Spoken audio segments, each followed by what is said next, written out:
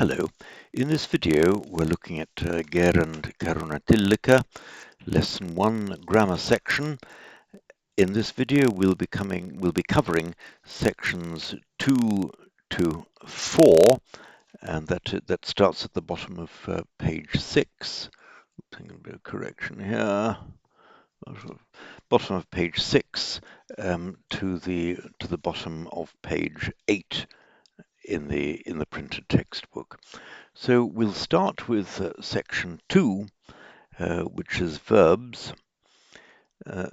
Section 2 here reproduces. It covers less than just about the equivalent of a printed page.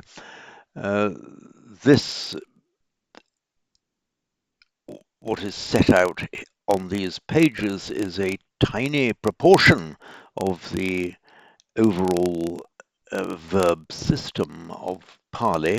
However, it does cover a huge proportion of what you need to know, because this deals with the by far the most common forms that are constantly recurring and that you see the entire time. And once you get a really good knowledge of the table, partway down page 7, you will be well on your way to mastering the verb system. So just as with the nouns, I recommended that you didn't necessarily bother to learn by heart everything that's in that grammar section, but do learn by heart the table setting out the declension of the word dhamma halfway down page 5. I also recommend that you learn by heart and really absorb into yourselves the table given partway down, just below halfway down page 7. That is absolutely essential. So I'll go through now what's written in the book. So, right, verbs. Starting now at section 2, near the bottom of page 6. Verb forms will be introduced gradually here as they appear in the readings. Yes, I would say a very good idea. Don't try to learn all the verb forms at once. It would be that would be more than most of you could chew. So 2.1, root and present stem. Among the forms of a verb are a root and a present stem. Yes, and you will, hopefully all of you by now have looked at the video I've done, the YouTube video on roots and stems. This applies across the language. A noun will come from a root, a verb will come from that same root. The vast majority, not all, but the vast majority of all words, nouns, verbs, and everything else in Pali and Sanskrit are traceable back to a root. And the root is essentially a verb root. It's the basis of the verb, and nouns are formed from verb roots. That's just how it operated in the Proto-Indo-European and in the languages that have developed from Proto-Indo-European. It's less evident, a lot less evident in English now. The distinction has been lost. It's still pretty evident in Latin, and it's very, very evident in Pali and Sanskrit. So everything that I've said about roots in the roots and stems video applies to verbs and to nouns equally, if anything, even more to verbs, because most nouns, the great majority of nouns, by no means all, the great majority of nouns are derivatives of the verbs in the root of the root from which the verb derives and the noun further derives. All will become more clear later. So going back to the text, the root is the form generally considered to be the form that underlies all other forms, yes, and from which they are derived, yes. However, the degree of formal resemblance, by formal means just in form, as you see it appearing on the page, the degree of formal resemblance between these forms and the root may range from close to quite distant. Answer is yes, they can. Sometimes in Pali, the difference between a root and how the verb appears can appear quite wildly irregular. Occasionally, mostly not, but occasionally it can. But these irregularities are explained, and the mystery of them can be penetrated in almost all cases if we go back to Sanskrit forms, which I will frequently be doing. So going now to the top of page 7, we see uh, the verb roots. Tat meaning to fall, jiv meaning to live. And they make their present stem pata and jiva, and so it will give us patati and jivati as verb forms. Below that you'll see but. It says ni, present stem naya, gam gacha, ta to stand ta. These forms are, gacha is outright irregular. From gum, you would normally expect to see a present stem gamma, but it's not. It's gacha. That's just a straight irregularity. Ni to naya is not irregular at all. It's perfectly regular. For root ni to make present stem naya. That will be explained when we come to guna and vriddhi. That's vowel mutations, which I'll give a separate lesson or part of a lesson on that, because that's another thing that you will have to grasp at a fairly early stage. Once you do grasp it, so much else will become clear, and it will be of huge help in your vocabulary building to learn that. But we will deal with that. Ta to stand makes present stem titta. That's known as a reduplicated stem. Again, that's traceable back to a subcategory in Sanskrit. By the way, talking of going back to Sanskrit, you see ta to stand. Well, let me now share my iPad with you. Pause. This should work now. Here we go. One reason among the several that I will frequently be referring back to Sanskrit is going to become evident to you right now. If you look at this verb root given here near the top of page 7, the ta, to be or to stand. Oops.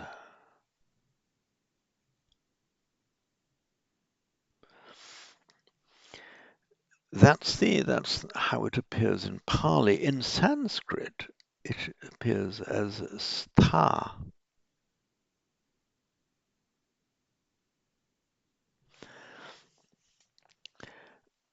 By the way, this tick represents the square root sign, and by convention, this is used by linguists to indicate that that is the root. So root stha, that's how it appears in Sanskrit.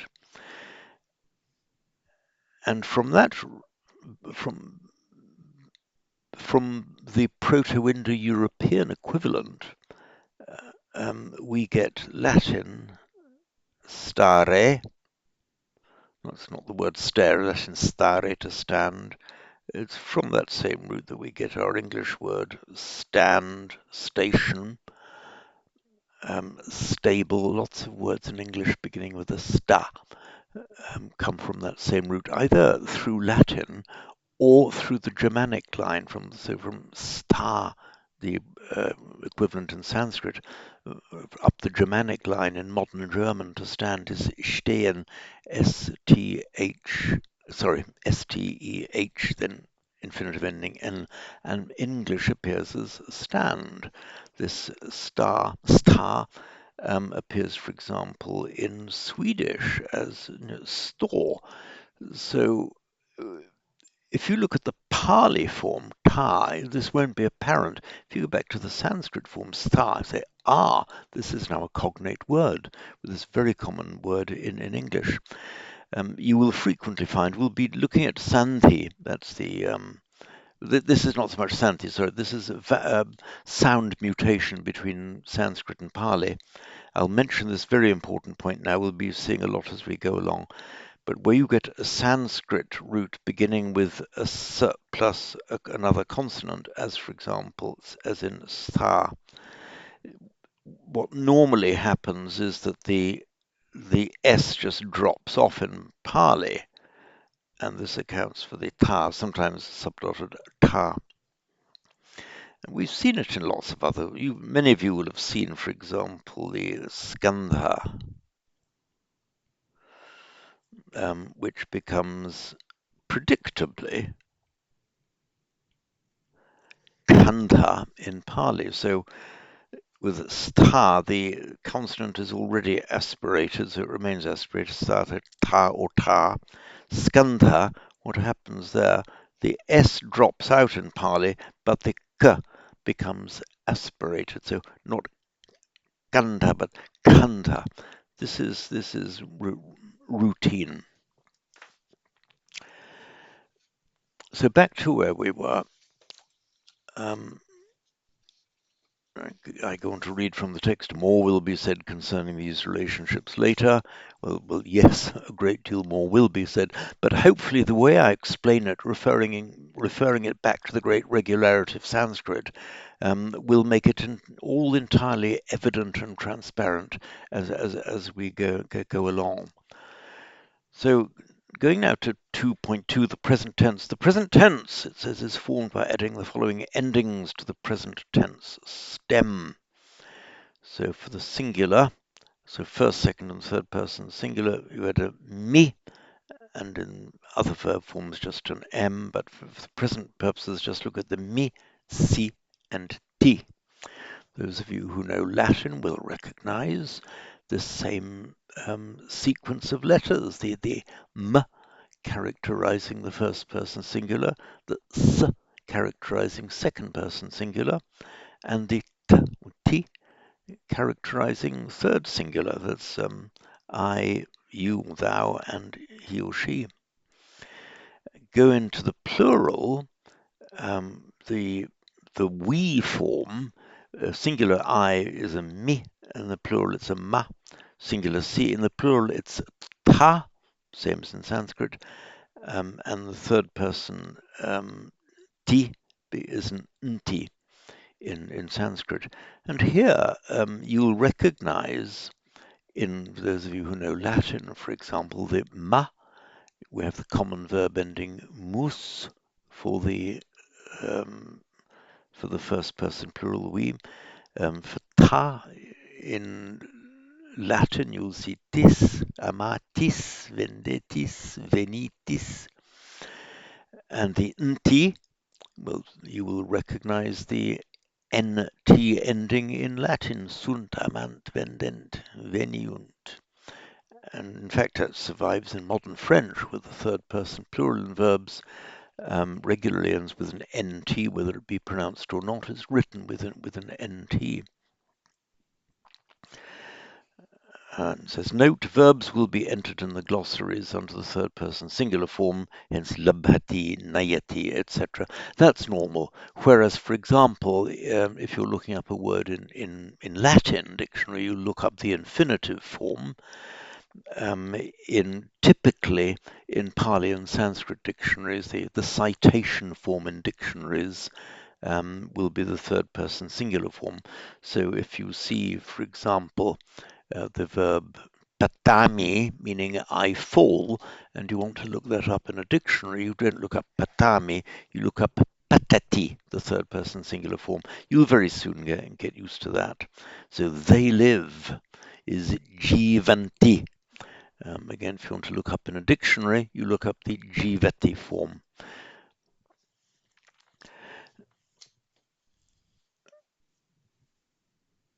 Here, I'm going down, resuming with the text, halfway down page 7. Here and throughout, a colon beginning and ending means that the last vowel of the form to which the ending is added is lengthened. All that means, if you look back to where it says first person, I, we, singular, me, plural, ma, That's just over halfway up on page 7. You'll see they're written with a colon. That means is you don't say jivami, you say jivami. I live. Patami, I fall. So it goes, patami, patasi, patati. The short asi, short ati, but it's always a long if the ending is begins with a m. Patami, and exactly the same, the plural. Patama, patata, patanti. Jivama, jivata, jivanti. And it's the same in Sanskrit as well. Thus, for the verb lab, to obtain or receive, present stem labha, we get now to this table that I have urged you all to commit to memory and can deeply learn it by heart, so it's fully in you. Labhami, labhasi, labhati, and in the plural, labhama, labhata, labhanti. Lab, it goes on to say, is of a type referred to as an a stem verb, since its present tense stem ends in that vowel, ends in the vowel a. So we have root lab, present tense stem labha, and then you add the endings that labha followed by mi, because we know the a lengthens to a before the m, so labhami, labhati, labhati, lab, root lab, stem ending a, make it labha. Now at the third person singular ending t, labhati. These a stem verbs constitute the vast majority of all of the verbs in Sanskrit and Pali. There are other verb forms which are less common, that they're all used, and some of them quite common verbs. But if you just count up all the verbs, the a stem is the huge majority. I don't know what the percentage is, probably well over 70% of all verbs. So what we've done here, we've got, let me go to we've got our root lab, same in Sanskrit and Pali. Incidentally, when I cite a root form with this mathematical square root symbol, I always give the Sanskrit form, and you will find that most respectable, so I shouldn't quite put it like that, but anyway, yeah, most respectable dictionaries will do it like that. Look at Margaret Cohn and the Pali Text Society's dictionary. They will quote the Sanskrit root forms, and there are those who've made noble attempts to talk about Pali roots. It doesn't quite work, and you've got to bend things a little bit to talk about Pali roots. If you just get back to Sanskrit roots, everything becomes clear. That's why I'm constantly referring back to Sanskrit. So this root lab, meaning to get or to obtain. So it's what's known as a class 1 verb. There are 10 classes of verbs. Don't let that worry you. We'll introduce them bit by bit. The a stem verbs, there are 4 classes of verbs actually that have the a stem, so they can be effectively treated as one group. So lab, it's a class 1 verb, so you know that you just add a to make the present stem. So root lab, present stem labha, and to that present stem labha you add the verb endings mi, si, ti, and so on.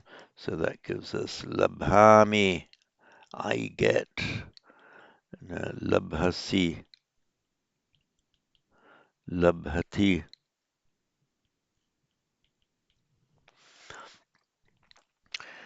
Incidentally, we'll do quite a bit of etymology in this because it does help you remember the vocabulary.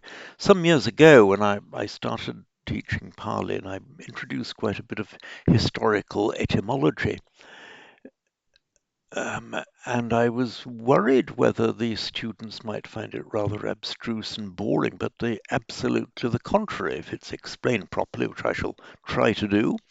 it actually becomes quite fun and interesting and exciting. Let me give you one example. This root lab. Now you've just learned that it means to obtain, receive, or to get, which is true and that is correct. But there's more to it. Look at the Latin word labor, meaning labor. We have it in English as labor. Now, whereas in Sanskrit and Pali, this root lab means to get, as it moved into Latin by the migration of languages, this laborare, labor, came to mean what you have to do in order to get.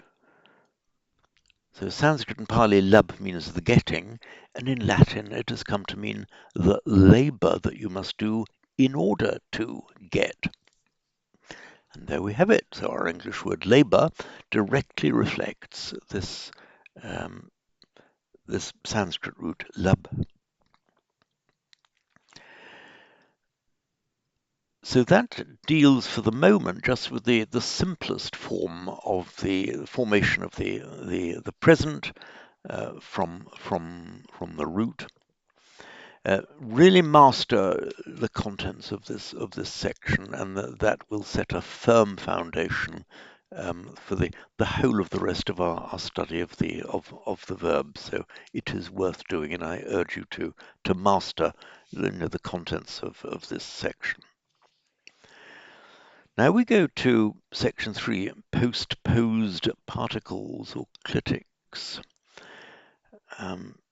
By postposed, it means it's put at the end of the word rather than at the beginning of the word. So the word for and, for example, cha.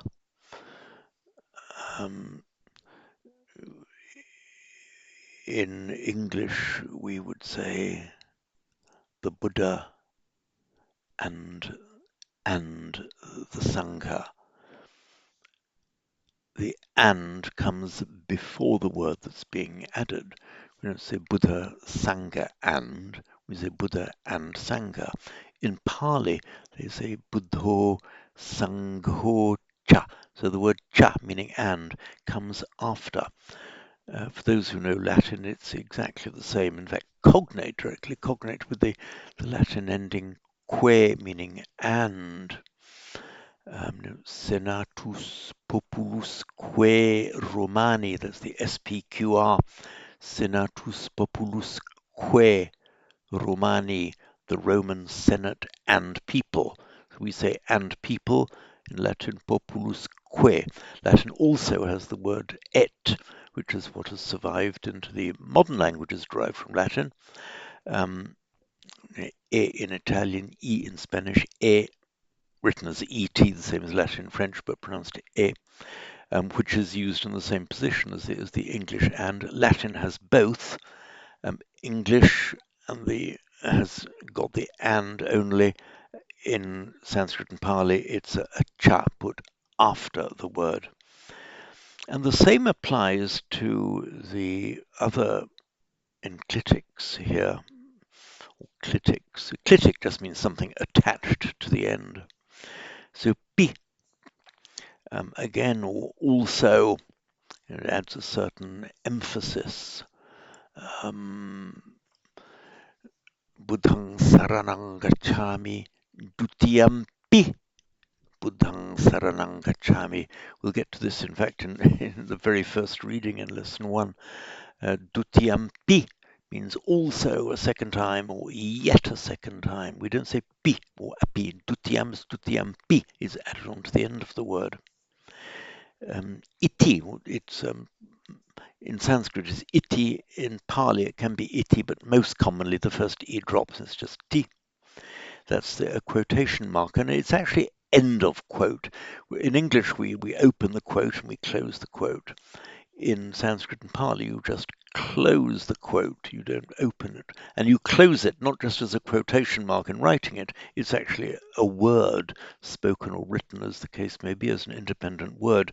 Because it closes the quote only rather than also opening it, it can occasionally lead to a little bit of ambiguity as to where the previous bit of text stops and the quote starts, just as would happen in English if you were putting quotation marks and you forgot to put the open quote mark and you put the closed quote in. Well, where does the quote start?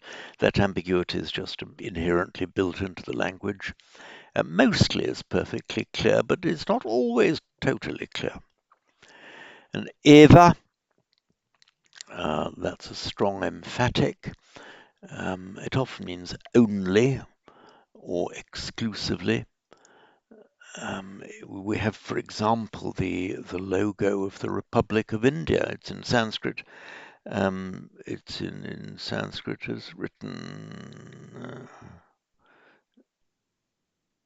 Satyameva Jayate.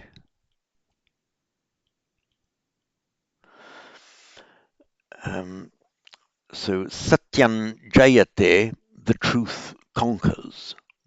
But if you put the eva at the end of it, it's an emphatic.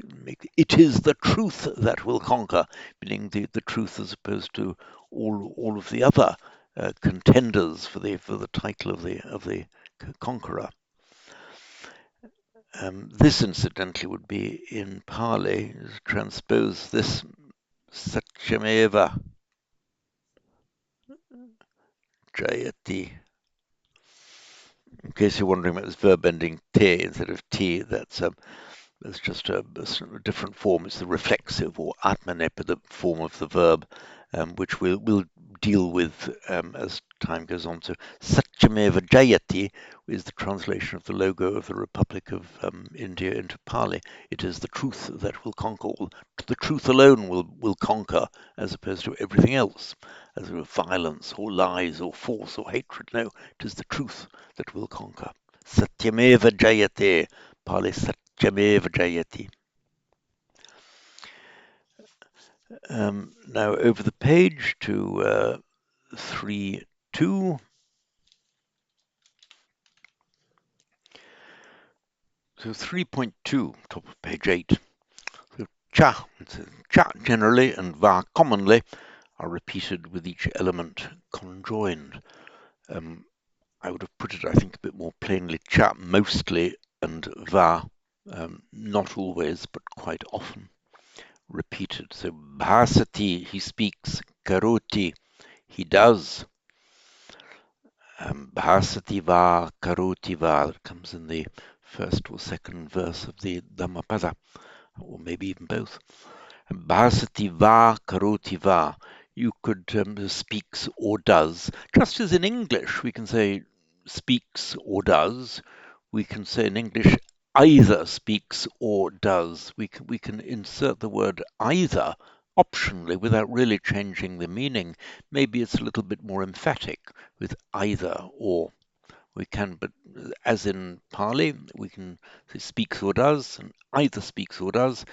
In Pali, you can say bhasati karoti va, but more commonly, I think bhasati va karoti va, either speaks or does. And the same applies to cha. The doctrine, well, it's the other way around actually. The truth and doctrine. Satya is truth. We know that the Arya Satyani, the noble truths, and the Dhamma doctrine, Dhamma. They're given here in the accusative case, Satyancha Dhammancha, the truth and the teaching. If they were in the nominative, it would still be Satyang because it's a neuter noun, so it's not Satcho, it's Satyang, as in this logo of the Republic of India, the Satyam in Pali, Satyang Satyam in Sanskrit, Satyang in Pali. So in the nominative case, you'd say Satyancha Dhammocha. In the accusative, Satyancha Dhammancha. And as for the changing of the subdotted M to this N with a tilde, it says C5 3 below. That's regular mutation, very commonly found. We'll see that when we come to the section on Sandhi on page 9. I won't go into detail right now. We have Brahmanassa cha putto Gahapatikassa cha. Brahmanassa cha putto Gahapatikassa cha. So Brahmanassa, of the Brahman, putto, son, Brahmanassa cha putto, both the son of the Brahman, Gahapatikassa cha, and of the householder, Gahapati. The text says, note that as the last example demonstrates, these forms generally occur, that's the cha, and same applies to va, after the first word in the constituent that they can join. What that means is we have the Brahmana is a Brahman, Brahmanassa putto, of the Brahman, the son, the Brahman's son. So if you want to say both the Brahman's son and the householders apostrophe s, you would tend not to say Brahmanassa puttocha Gahapatikassacha. It wouldn't be wrong, but you normally wouldn't do that. Brahmanassa puttocha. Say Brahmanassacha putto Gahapatikassacha. So you've got Brahmanassa putto, you can treat as like a single unit, the Brahman's son, but put the cha after Brahmans, Brahmanassa, rather than after putto. Now to 3.3. The quotation marker iti or ti. You'll see it's written here as iti, but with the first e in brackets. In Sanskrit, it's always iti. In Pali, it when it comes at the end of a quote, which is by far the most common place for it to occur, it is shortened to ti. When it occurs at the beginning of a word group, beginning of a sentence or word group, it has its full form in Pali, as in our well-known iti piso, thus indeed is he. Iti piso, not just ti piso. So ti is the enclitic form, that is the form that's used when it's joined onto to the end of a word or a word group. So the quotation marker iti or ti follows something said or thought. While it may occur following the object of verbs of saying, thinking, or sometimes perceiving, it may also serve by itself to indicate that what precedes has been said, as in the examples in this reading. In fact, it's mostly used to indicate that what precedes has been said. It's also used to explain not exact quoted words, but also to explain an unspoken or half-spoken reasoning behind doing something. So if you wanted to say, for example, the child wouldn't get to sleep because he thought there was a ghost in the room, or fearing that there was a ghost in the room, you'd actually translate that into Pali as there is a ghost in the room, ti, unquote, the child couldn't get to sleep. So the ti there indicates that it's the result of something thought or feared or perceived, any kind of mental process that results in an act. So he thought he wasn't wanted there, so he left. You translate that into Pali as I am not wanted here. Ti, he left, meaning he thinking to himself, I am not wanted here, left. So it kind of explains that process of reasoning or fearing, any kind of mental process resulting in an act. So, as I say, a quotation marker, but also an unspoken quotation.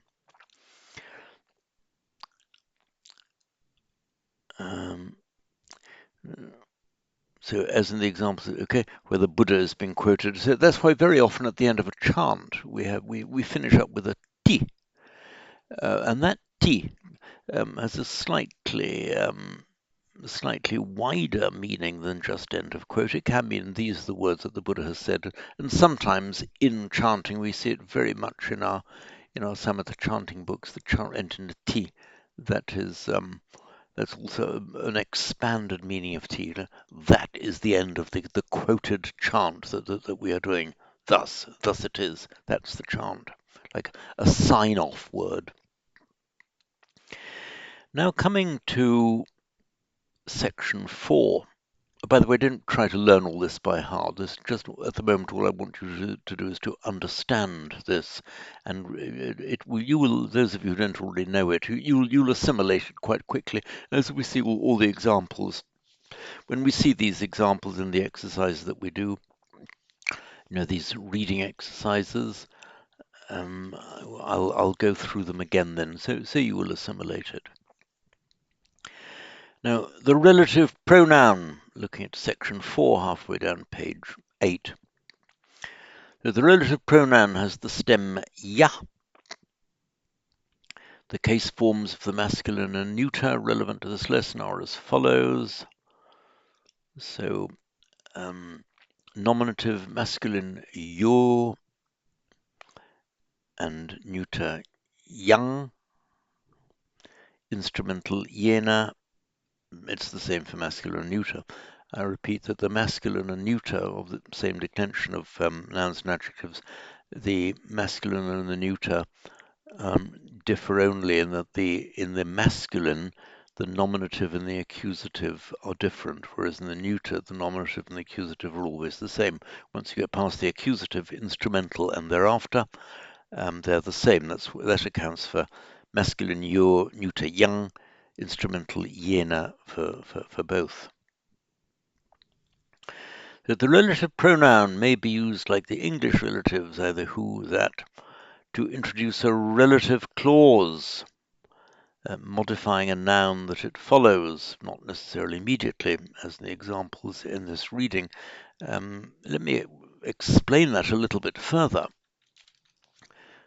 By modifying the noun that it follows, exactly the same happens in English. It modifies, not exactly modifies, but clarifies or defines.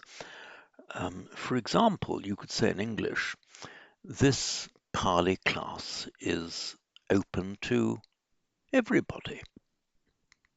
Now, let us more qualify or define whom I mean by everybody. This Pali class is open to everybody who wants to join. So the who wants to join kind of modifies not everybody in the entire world, but everyone who wants to join.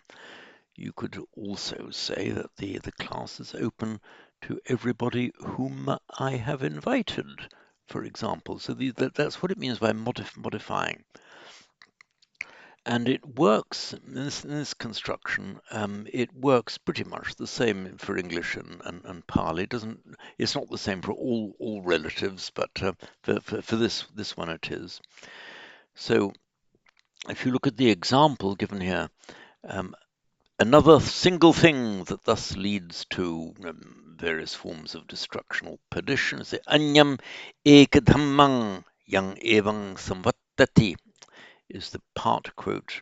Anyameka dhamman nasamupasami, I perceive no other single thing, yang evam samvattati, which thus leads to loss of mindfulness and so on. All the way that it's put out